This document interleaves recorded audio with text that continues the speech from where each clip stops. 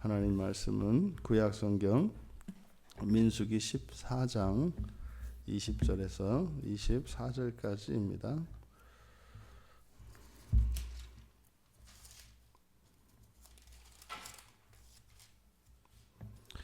우리 같이 한 목소리로 함께 읽겠습니다.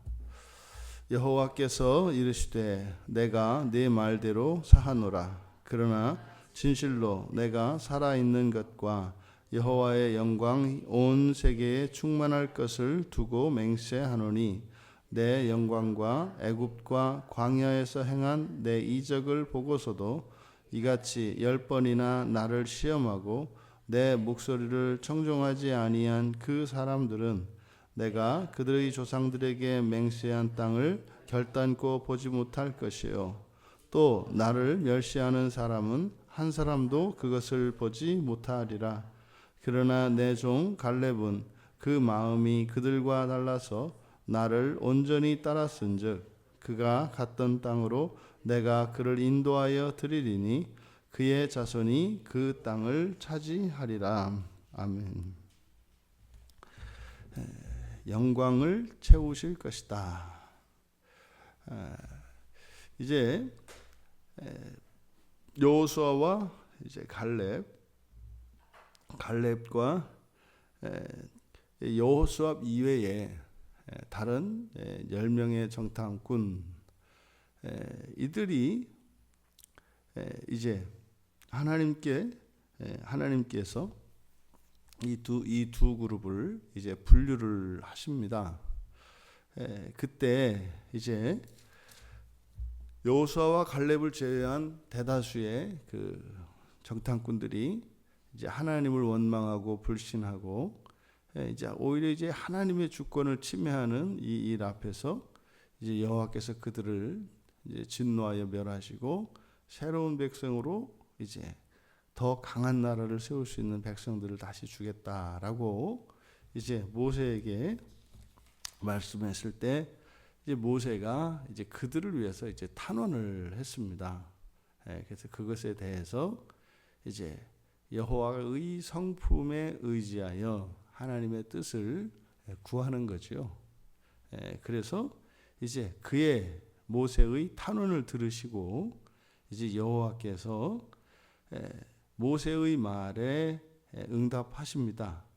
이때 20절에서 사하겠다라고 하는 이 말씀은 바로 이제 19절의 마지막에 이 백성을 사하신 것 같이 사옵소서. 그러니까 애굽에서부터 지금까지 사한 것처럼 이제 19절에 있는 사하다 이것이 이제 살라흐라고 하는 용서하다라고 하는 의미입니다. 근데 이제 앞에서 사용한 용서하다라고 하는 것은 우리말 성경에는 똑같이 번역되어 있지만 전혀 다른 의미다. 그래서 오히려 그 죄를 들어 올려서 하나님께 돌리는, 그리고 또 그 죄를 깨끗이 정화시키는, 비우는 이런 의미였고, 용서하다라고 하는 것은 이제 19절에서만 사용이 됐는데 여기서 이제 그 용서의 의미를 우리가 이제 살펴봤습니다. 죄와 허물이라고 하는 것은 결국에 이제 그리스도께 올려드려지고 그것을 받아서 그리스도께서 비우셔서 이제 죄를 없이 하는 것이다. 그리고 이제 하나님의 용서는 이제 여기에서 일어나는 거죠. 하나님께서 없이 하시는 것이죠. 용서하다. 그리고 이제 또 한 가지, 두 번째로, 그러니까 첫 번째로 여호와의 응답은 모세의 말대로 용서하시겠다. 두 번째로 내가 모든 땅에 여호와의 영광을 채울 것이다. 이때 채우다, 채울 것이다 할 때 여기에 사용된 단어가 이제 말레라고 하는 말입니다. 말레. 이 단어가 중요한 이유는 뒤에 이제 24절에서 갈렙이 하나님을 온전히 따랐다 할 때 온전히라고 번역된 이 단어도 말레, 똑같은 단어를 쓰고 있습니다. 그래서 여기 지금 21절에서 하나님 여호와의 영광을 충만하게 하겠다. 그런데 여기에 보면은 말씀하시는 하나님을 1인칭으로 나타내고 또 영광을 이야기할 때 나의 영광을 이렇게 이야기하지 않고 여호와의 영광을 이렇게 이야기합니다. 이렇게 이제 표현하는 것은 그 여호와의 영광이라고 하는 객관적인 이것이 뒤에 이제 갈렙의 온전한 순종과 연결짓기 때문에 나의 영광이라고 하지 않고 이제 하나님의 백성들을 통해서 나타나는 그 영광을 나타나기 때문에 여호와의 영광 이렇게 이야기합니다. 여기서 이제 여호와의 영광을 채우시겠다, 채우겠다, 충만하게 하겠다. 그 이유, 그 뒤에 있는 내용들이 이제 그 이유입니다. 왜 내가 나의 영광을 채우려고 하냐면 이렇게 된 겁니다. 22절에 내 영광과 애굽과 광야에서 행한 내 이적을 보고서도 이같이 이스라엘 백성들이 하나님을 따르지 않았기 때문이라는 겁니다. 그러니까 여호와 하나님께서 영광을 앞으로 채우시는 이유가 바로 이스라엘 백성들이 하나님의 이적을 경험하고 또 하나님의 영광을 보았음에도 불구하고 그것을 나타내지 않기 때문이다. 이게 무슨 말입니까? 니들이 안 하면 내가 알아서 내 영광을 채울게 이 말입니다. 그 말은요, 하나님의 의도는 이스라엘 자손들을 통하여 하나님의 영광이 나타나기를 바라신다는 거죠. 그런데 하나님의 영광을 드러내야 할 이스라엘 자손들이 영광을 나타내기는 고사하고 오히려 하나님에 대해서 하나님을 시험하고 오히려 이제 하나님을 멸시하는 일이 일어나는 겁니다. 그러잖아요. 하나님을 더럽힐 수 있는 존재는 없어요. 그리스도인들 빼고는요. 아무도 하나님의 영광을 더럽힐 수가 없어요. 아무도. 세상 사람들이 암만 하나님을 욕해 보십시오. 하나님의 영광이 더럽혀지나? 더럽혀지지 않아요.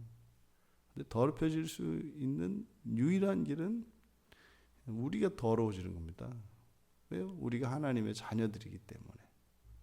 그러니까 하나님을 더럽힐 수 있는 방법은 그거 하나밖에 없어요. 이제 그래서 내가 알아서 나의 영광을 채우겠다. 그러니까 하나님의 영광을 채우는 게 사실은요, 우리들의 죄와 관련되어 있습니다.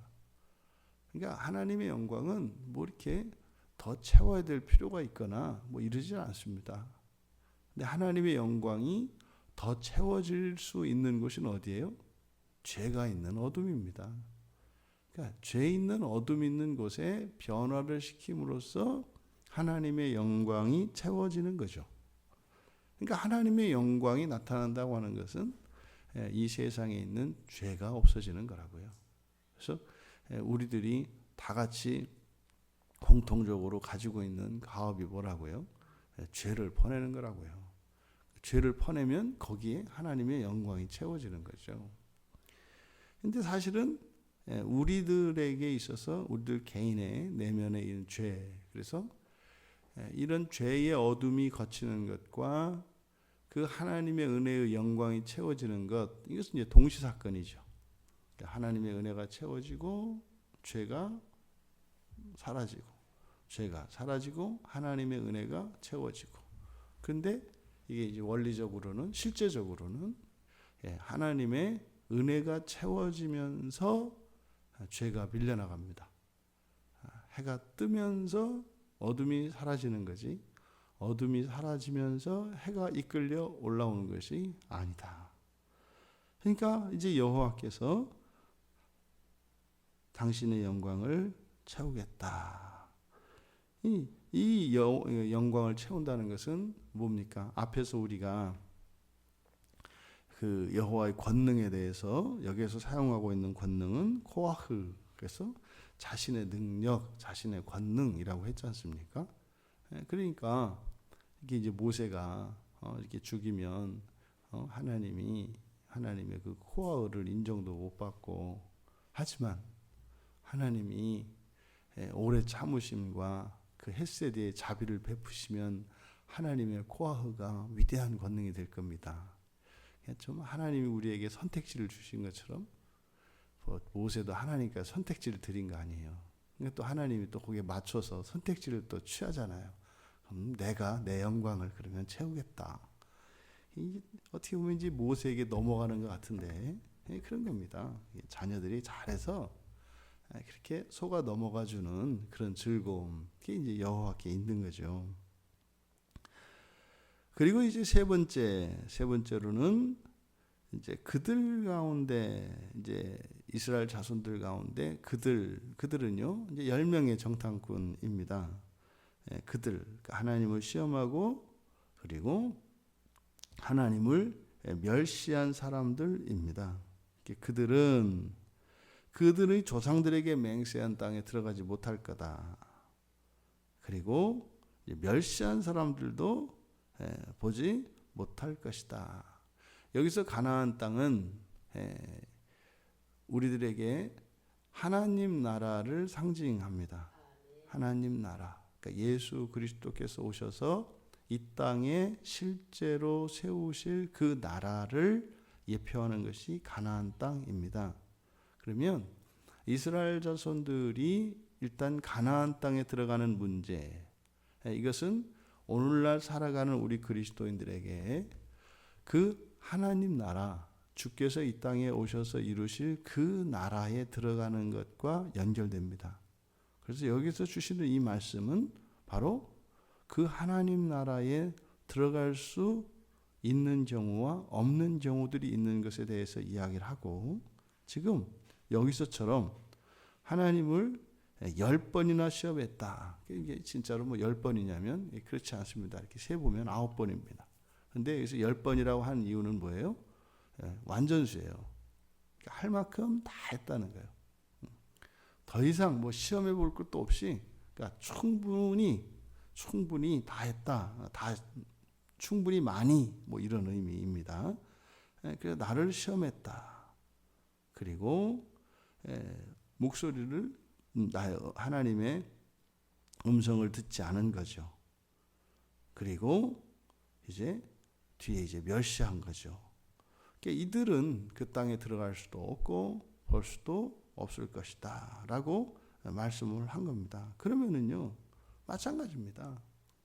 혼인잔치에 하나님께서 오라고 이렇게 초대를 하셨지만 그 말을 듣고 오지 않는 사람은 뭐 이렇게 천사들을 데렸다가 이렇게 떠오는 게 아니라 내버려 두신다는 거예요. 우리 각자에게 그 선택권이 주어져 있습니다. 실제로 아무리 하나님께서 그 땅으로 인도하셔도 본인들이 그곳으로 가겠다고 하는 마음이 생겨나지 않으면, 가지 않으려고 하는 그 마음이 변화되지 않으면 갈 수 없는 겁니다. 하나님께서 이렇게 못 들어오게 막으신다라기보다는 우리들의 마음을 일방적으로 바꾸지 않으신다는 거예요. 바꾸지 않으신다는 거예요. 그리고 이제 네 번째는 이제 갈렙에 대해서 거론을 합니다. 이제 갈렙은 온전히 따랐은즉 그가 갔던 땅으로 인도하실 것이다. 여기서 온전히 따랐다. 이 온전히가 앞에서 충만하게 하다라고 하는 말레라고 했습니다. 그러니까요, 하나님의 영광이 채워지는 그것은 하나님의 자손들의 온전한 순종을 통해서 채워지는 것임을 나타냅니다. 이미 이 세상에는 이렇게 타락해도 하나님의 영광이 이렇게 나타난다고요. 이런 아름다움들을 통해서, 자연의 질서를 통해서 이렇게 하나님의 영광, 하나님의 흔적이죠. 이게 나타난다고요. 근데 지금 여기에서 이야기하는 하나님의 영광은 바로 그 하나님이 약속하신 가나안 땅과 그 땅으로 인도받는 이 백성들 사이에서, 백성들을 통해서 나타나는 영광이에요. 그러니까 하나님의 인도를 받는 이스라엘 자손들이 하나님 말씀에 온전히 순종하고 가는 것, 그럼 그들이 가는 행렬이 하나님의 영광을 나타낸다고요. 왜요? 어느 곳에 머무르지 않고 약속한 땅으로 가고 있는 그것을 보아서 사람들이 그들을 통해서 하나님께서 그들에게 명령하신 하나님의 명령이 그들을 통해서 나타난다고요.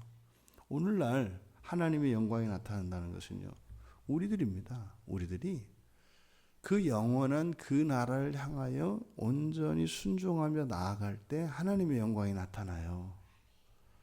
그러니까 가장 중요한 것은 뭐예요? 이 지상을 인생 최대의 목적으로 삼지 않고 저 천국을 목적으로 두고 살아가는 그리스도인들의 삶을 통해서 하나님의 영광이 나타나요. 이게 그리스도의 향기고요. 이게 복음이고요. 이게 하나님의 영광이다 이 말이에요. 우리가 아무리 훌륭하고 뛰어난 사람이 되어 보십시오. 이 세상을 위해서 살아가면 절대로 하나님의 영광이 나타나지 않습니다. 그 사람의 영광이 나타납니다. 누구누구는 훌륭한 사람이다. 누구누구는 믿음이 좋은 사람이다. 그 사람의 영광이 나타나죠. 근데요, 천국을 향해서 살아가면 그렇게 그 사람을 칭찬하기보다는 그 사람이 다 좋은데 좀 다르지? 이렇게 나타난다고요. 그 다름이 무엇입니까? 이것이 하나님의 영광인 거죠. 그래서 그 나라를 향하여 가는 온전히 따른, 온전히 순종한 갈렙, 그가 갔던 땅, 그 정탐했던 곳이죠. 그 땅으로 인도하여 드릴 것이다. 그리고 여기서 중요한 약속을 여러분들이 보셔야 합니다. 그의 자손이 그 땅을 차지하리라. 가기는 갈렙이 갔는데 그 갈렙에게만 주어지는 것이 아니라 그 땅이 자손들에게 주어져요. 하나님의 복, 하나님의 의는 개인적으로 주어지지 않습니다. 개인을 통해서 자손과 조상들에게까지 전가가 됩니다. 굉장히 중요한 교리입니다. 여러분들이 믿음의 길을 가는 것 단순히 개인적인 일 아니다. 그동안 우리들은 그것이 개인적인 것으로 배웠습니다. 그런데 성경에서는, 특히 구약에서는 개인이라고 하는 개념이 없어요. 개인이라고 하는 개념이. 그냥 어느 한 사람은 그 집안 사람입니다. 그러니까 우리 유교에서 옛날에 그랬다. 유교적 전통 가운데 항상 가문이에요. 그냥 김씨네 아들 이렇게 한다고요. 항상 김씨네예요. 김씨네. 또 그 집안 사람들 이렇게 얘기하죠. 그 집안 사람들은 어때? 그래서 옛날에 그 있잖아요. 이렇게 고집세기로 유명한 성씨 이렇게 이제 하면 성이 무슨 씨다 그래요. 그 집안 고집세 이렇게. 그래서 유교의 이런 공동체적인 개념이 히브리 사고에도 반영이 되어 있습니다. 그래서 개인적으로 있지 않습니다. 그래서 그 집안 전체, 그러니까요, 윗대로 아랫대로 그렇게 적용이 되는 겁니다. 갈렙에게 주어진 그 땅은 그 이후로 자손들에게 계승이 됩니다. 물론 거기에는 동일한 원칙이 적용이 됩니다. 갈렙만 그렇게 하고 그 나머지는 그러면 상관없이 또 하나님을 멸시하고 불순종해도 한번 그 땅의 주인이 됐으니까 영원히 천만에요. 그런 거 없습니다. 똑같습니다. 그래서 어떻게 해요? 신앙은 항상 자손들에게 그대로 계승돼야 하는 것이에요. 하나님의 복이 그 사람을 통해서 자손들에게 갑니다. 그런데 자손들이 불신앙에 빠져요. 그것은 또 불신앙한 것에 대한 대가를 치르게 되어 있습니다. 여호와의 이 응답, 이 네 가지의 응답을 통해서 우리들이 하나님의 영광과 관련하여 용서하셔도 하나님의 영광이 채워진다는 것. 이게 무슨 말이냐면 용서하신다고 하는 의미가 하나님의 뜻을 바꾸시는 것이 아니라는 거예요. 그게 아니에요. 용서하셔도 하나님의 뜻을 반드시 이루신다고요. 그러니까 용서하시기 위해서 사실 하나님의 뜻을 이루기 위해서 사람을 바꾸시는 게 용서인 거죠. 사람이 그 죄 가운데에서 돌이키지 않으면 용서받지 못하잖아요. 근데 용서해서 이렇게 하시는 것이 아니라 사실은 하나님의 영광을 채우기 위해서 그를 용서하시는 거죠. 그래서 그로 하여금 하나님의 뜻을 따를 수 있도록 하는 것이다. 그래서 여호와의 영광을 채우는 것, 이것은 불순종하는 자들을 막으시고 고치시는 거죠.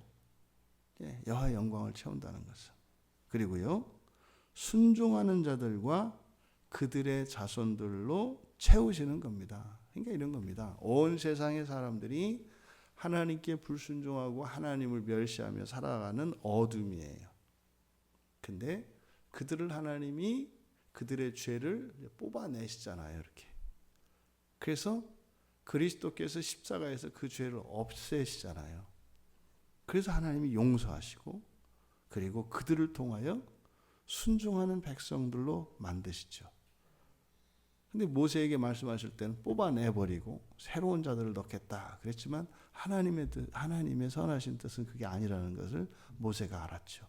그러니까요, 그렇게 되먹지 않은 죄인을 되먹은 의인들로 바꾸시는 이 하나님의 일, 이것이 여호와의 영광을 이 세상에 채우시는 방식이다. 그래서 이 세상에 있는 그리스도인들이 한때 이렇게 검었지 않았던 적이 있습니까? 또 우리에게 이렇게 검은 부분이 하나도 없습니까? 다 있죠. 그래서 우리들이 우리 내면에 있는 죄들을 발견했을 때 그것을 보고 죄책감에 빠질 것이 아니라 그 어둠을 빛으로 바꾸실 하나님의 일을 소망해라. 소망해라. 하지만 죄와 타협할 수는 없죠. 그 죄를 미워하고 그 죄에 대해서 아파하시고 하나님께 은혜를 구하십시오. 그리고 그것을 바꾸시고 영광으로 채우실, 나를 변화시키실 그 하나님의 확실한 그 구원의 일에 소망을 두시고 살아가시는 우리 모두가 되기를 바랍니다. 여호와께서요, 영광을 채우실 것이다 라고 말씀합니다. 먼저 우리들 안에, 그리고 우리를 통하여 이 세상에 영광을 채우실 그 하나님의 일을 소망합니다. 같이 기도하겠습니다.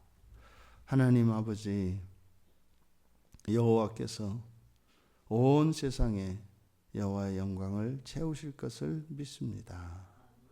저희들의 마음에 어느 한 점도 남김없이 하나님의 영광으로 채워질 것을 믿습니다. 저희들의 삶과 행위와 모든 언어에도 하나님의 영광으로 채워질 것을 믿습니다. 하나님의 약속을 믿고 우리를 용서하시는 하나님의 자비하심 앞에 날마다 은혜를 구하며 승리하는 저희들 되게 하옵소서. 감사하며 예수님의 이름으로 기도하옵나이다. 아멘.